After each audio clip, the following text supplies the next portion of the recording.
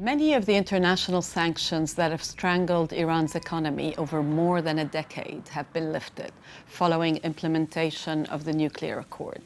Has the lifting of the sanctions brought the Islamic Republic in from the cold as a regional power in the Middle East? David Gardner, the FT's international affairs editor, joins me now. David, what does Implementation Day really mean for Iran? Is it a completely different relationship that Iran can now have with the US? It is a different relationship, and it is, one shouldn't underestimate, a golden moment for the Islamic Republic, which has been regarded as a pariah state, a rogue state, well, 37 years, whatever it is, since 1979. But above all, in the last, as you know, dozen or so years of these truly enveloping sanctions which have strangled its economy. I think definitely it is being seen as an indispensable partner and player in a region which is in meltdown and has so many problems. I mean, Iran is needed at the table on Syria. Iran cooperates with the US against ISIS in Iraq, and in so many other conflictual situations from Lebanon to Yemen. Well, it's very interesting that at a time when the Iranians and the Americans seem to be working much better together, Iran's relations with its neighbors in the Arab world have deteriorated significantly. Do you think that Iran can be a stable force in the region?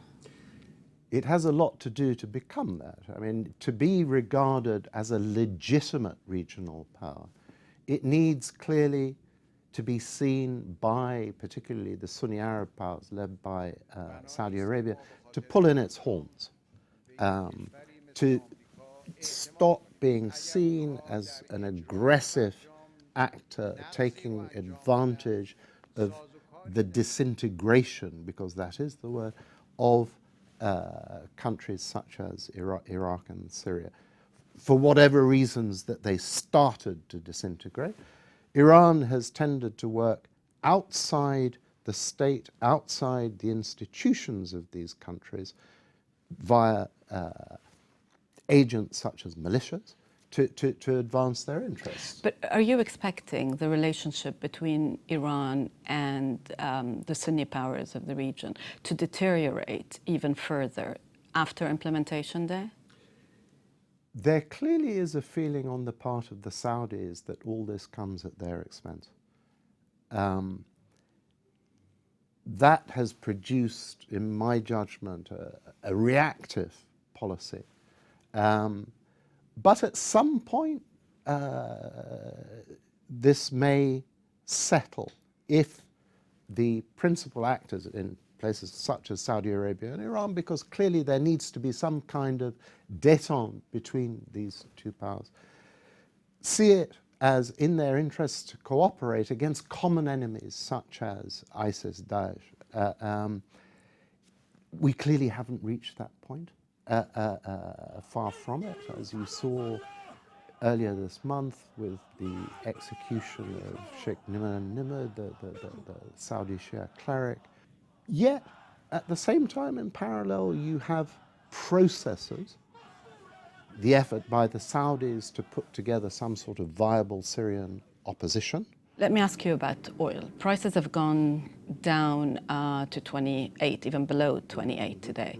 What do you think the longer-term impact of Iran's return to the markets is going to be? I think there are two aspects to this. Clearly, I mean, first of all, there is a huge unmet investment need in Iran, probably of the order of about $1 trillion in the coming 5 years. A great deal of that is in upgrading its oil industry. So the idea that they can suddenly turn on a tap is not the case. So, I mean, there is going to be an increase, but I don't think it's going to be immediate. But clearly, over time, it will have a softening effect on the oil price. Iran is at the same time it is sitting on about 20% of the world's proven gas reserves, a terribly important factor in a period when climate change is at the forefront of the international agenda. That is something, I think, which people will increasingly focus on and want to get into. David, thanks very much. Thank you. We've run out of time.